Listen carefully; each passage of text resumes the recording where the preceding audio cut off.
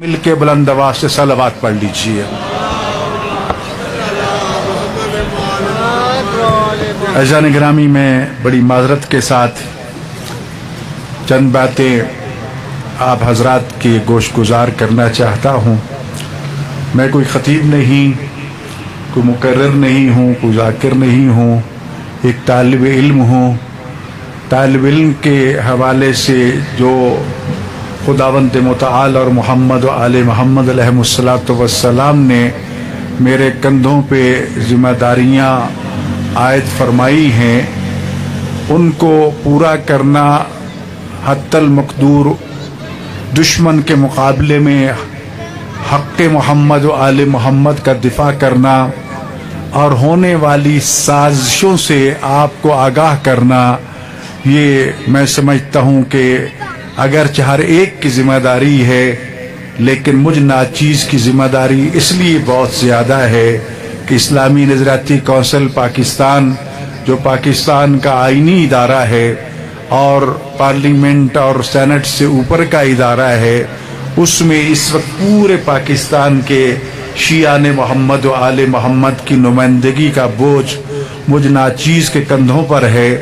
جہاں قانون بنتے ہیں وہ قانون نافذ ہوتے ہیں، ان قانون کی روشنی میں اگر وہ صحیح بن گئے تو ہم نسلوں کے محافظ بن جاتے ہیں، اور اگر غلط بن گئے، سوئے رہے، دفاع نہ کیا، پرواہ نہ کی، تو قانون تو بن جائے گا لیکن جو ابھی پیدا بھی نہیں ہوئے ان کے قاتل بھی قانون ساز بن جاتے ہیں۔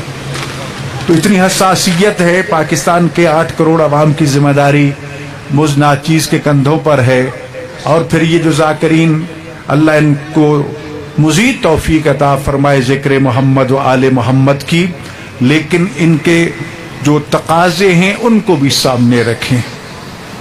جی میں خود آپ کے سامنے یہاں 2 گھنٹوں سے بیٹھا ہوں، وگرنہ کوئی ذاکر خطیب مولوی بھی آ کے مجلس میں بیٹھتا ہے جی وہ تو توہین سمجھتا ہے۔ میں خود عزاداروں کے جوتے سیدھے کرنے والا ہوں، اس لیے بیٹھتا ہوں کہ میں نے پہلے سنی سنائی چیزیں تھی، وقت نہیں ملتا تھا، جب کبھی موقع ملتا ہے تو آ کے بیٹھتا ہوں، دیکھتا ہوں کہ ہمارا سٹیج بیان کیا کر رہا ہے۔ جی میرے اس بھائی سے اس لیے معذرت چاہتا ہوں کہ جی ہمیں وہ ربائی سنا اور وہ سنا، ربائی سنانا عین عبادت ہے، لیکن اس کے پیچھے جو بینے بج رہی تھیں، اس کے پیچھے جو لمبی لمبی سوریں چل رہی تھیں، اس کے لیے قانون بن چکا ہے اس وقت۔ میں تم کو متوجہ کرنا چاہتا ہوں، سنیوں کے لیے بھی، شیعوں کے لیے بھی، سنیوں کے ان نعت خانوں کے لیے بھی کہ جو گانوں کی طرزوں پہ نعتیں پڑھتے ہیں، اور شیعوں کے ذاکروں خطیبوں کے لیے بھی کہ جو گانوں کی طرزوں پہ اس طرح لمبی لمبی بینے بجا بجا کے وقت ضائع کرتے ہیں آپ کا۔ اس بینوں میں کیا تھا؟ ذکر حسین کے لفظ ہوتے تو 100 دفعہ بیان کیا جاتا، خالی اتنی لمبی آوازیں لگا کے یہ قیمتی وقت جو امام حسین کے ذکر میں بسر ہونا چاہیے تھا وہ شیطانی آوازوں میں ضائع کیا جا رہا ہے۔ نہیں رکے آپ لوگ تو اب حکومت نے قانون بنا دیا ہے، اور ان قریب یہ قانون پارلیمنٹ سے پاس ہو کے آ رہا ہے۔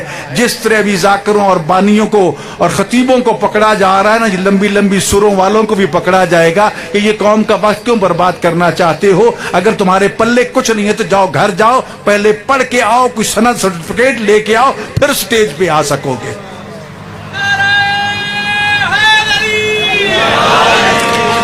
آپ لوگوں کو انصاف کرنا ہے۔ ایک شخص 80 سال علم دین پڑھتا پڑھاتا ہے، اس کی کوئی وقت نہیں ہے، اور 1-2 سوریں سنا دیتا ہے تو وہ سر پہ اٹھا لو جو پچھلے سال کی کسر بھی پوری کرو۔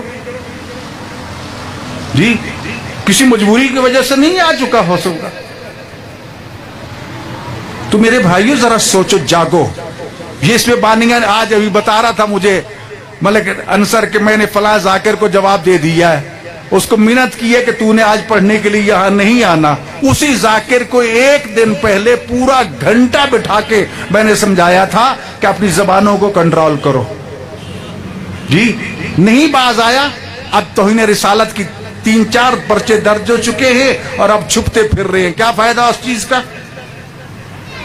کیا تمہارے گھر میں فضائل آل محمد کی کمی ہے؟ کیا تمہارے گھر اجڑے ہوئے ہیں ذکر محمد آل محمد کی نعمت سے؟ کیا ضرورت ہے ادھر ادھر منہ مارنے کی؟ جی علی محمد کے فضائل، مولا علی رسول اللہ کا فرمان ہے کہ یا علی میری امت کی ایک کثیر تعداد اس وجہ سے جہنم میں جائے گی کہ مولوی صاحبان، آسان ترجمہ کر دوں، مولوی صاحبان جو ہیں وہ تیرے فضائل بیان کرنے میں کوتاہی کریں گے۔ فضائل بیان کرو، کم میں ہمارے پاس فضائل، سادہ سروں میں منقبت پڑھو، کسی نے منع کیا آپ کو؟ ضرور شیطانی آوازوں کو دودھ میں پیشاب ڈال کے پینا ضرور، طیب و طاہر ذکر محمد و آل محمد میں گانے والوں کی طرزوں کو ڈال کے درمیان میں قرآن پڑھنا حرام ہے، یہ تو پھر فضائل محمد آل محمد قرآن کے بعد آتے ہیں۔ تو لہٰذا خود بھی سیکھو اور متوجہ ہو جاؤ، جاگو جاگو۔ جی کدھر گئے سب ولایت کے ٹھیکیدار؟ ولایت کا شور مچا، اس وقت کتنا ظلم ہو رہا ہے کسی کو پتا ہے؟ سوئے ہوئے تم اس وقت، سکول کی کتابیں جو آ رہی ہیں نا جی، جو تیار، اس وقت تک 200 کتابیں میں چیک کر چکا ہوں رات دن جاگ کے۔ جنگ بدر میں علی کا نام موجود نہیں ہے، 70 کافر مارے گئے، 35 کو مولا علی نے واصل جہنم کیا، علی کا نام نہیں ہے اس میں۔ جاگ رہے ہو کہ کسی نے ذکر کیا اسٹیج پہ آ کے کسی خطیب نے؟ جی جنگ احد میں ذوالفقار کے نعرے لگاتے ہو، لا فتح الا علی لا سیف الا ذوالفقار۔ جنگ احد میں علی کے نعرے لگاتے ہو، جو کتابیں آپ کو پڑھانے کے لیے ایک نیا نصاب، متفقہ نصاب، قومی یکساں نصاب جو آپ کو دیا جا رہا ہے نا، اس میں جنگ احد میں علی کا نام نہیں ہے۔ کوئی ہے متوجہ؟ خالی یہاں نعرے لگاؤ، واہ ہم خوش ہو گئے جی، ملک صاحب کی خوشامد کر دو، اور پیسے لو، ذاکر صاحب جیب میں پیسے ڈالے اور وہ گئے، اور بانی صاحبان 2 نعرے لگا کے گئے، واہ جی مجلس کے لیے گئے تھے۔ دشمن اٹیک کر رہے، تم سوئے ہوئے ہو، بنگ پی کے سوئے ہوئے، نشہ کر کے سوئے ہوئے، کچھ جاگو۔ جنگ خندق کیا ہے؟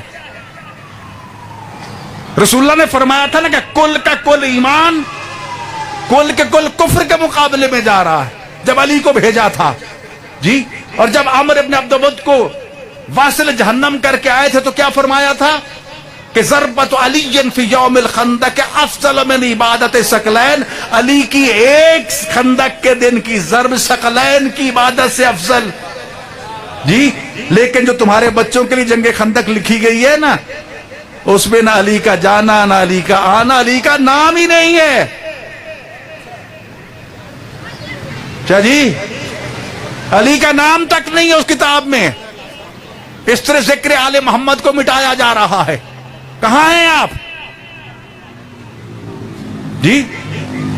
7ویں 8ویں تک کتابیں میں پڑھ چکا ہوں، کہیں بھی امام عاشور کا ذکر نہیں ہے، کسی نے بھی کربلا کا تذکرہ نہیں کیا۔ ذکر حسین کو مٹانے کی زہریلی سازشیں کی جا رہی ہیں۔ آنکھیں کھولو، جاگو جاگو، سمجھ آ گئی؟ یہ ذکر محمد و آل محمد جگانے کے لیے، سلانے کے لیے نہیں ہے جی۔ کل جب دشمن وار کر پھر چیخو گے جی یہ ہو گیا وہ، آج کیوں نہیں چیختے جی؟ آج کہاں مر گئے سارے خطیب؟ وہ ولایت علی کے ٹھیکیدار، پتہ ہے ولایت کی عظمت کتنی ہے؟ آج ولایت علی کا نام و نشان مٹایا جا رہا ہے اور سب چپ ہیں، کسی کو پتہ ہی نہیں، کسی کو پرواہ نہیں کہ دشمن ہم پہ کتنا بڑا حملہ کر رہا ہے، کر چکا ہے۔ یار جاگو، کہاں سوئے ہوئے ہو؟ امام جعفر صادق علیہ السلام تو ارشاد فرماتے ہیں کہ ہمارا شیعہ ہر وقت حالات حاضرہ پہ نظر رکھتا ہے، ہر لمحہ باخبر رہتا ہے کہ کیا سازش ہو رہی ہے، کیا نہیں ہو رہی۔ یہ مجلس نہیں ہے۔ آج امام علی نقی علیہ السلام کا دن ہے، کیسے امام کے تذکرے نہیں ہیں؟ اس امام کے حالات زندگی کو سامنے رکھ کے زندگی گزارنا سیکھو کہ امام نے کس دور میں زندگی گزاری اور آج کے حالات اور اس وقت کے حالات میں کتنا تناسب پایا جاتا ہے۔ اس نسبت کو جوڑ کے دیکھو کہ امام علی نقی نے کیسے ابھی میرے بھائی کیا نام تھا خطیب صاحب کا؟ نہیں اس پہلے رضوی صاحب، عباس رضوی، انہوں نے روایت پڑھی، میں نے ان کی تصحیح کی کہ امام علی نقی علیہ الصلوۃ والسلام 6 سال 5 ماہ کی عمر میں یتیم ہوئے تھے. انہوں نے 8 سال پڑھا نا، 6 سال 5 ماہ، خود سوچ لو. وہ امام یہ ارشاد فرماتے ہیں کہ یہ دنیا بازار ہے. امام علی نقی علیہ السلام فرماتے الدنیا سوقن، یہ بازار ہے، بازار.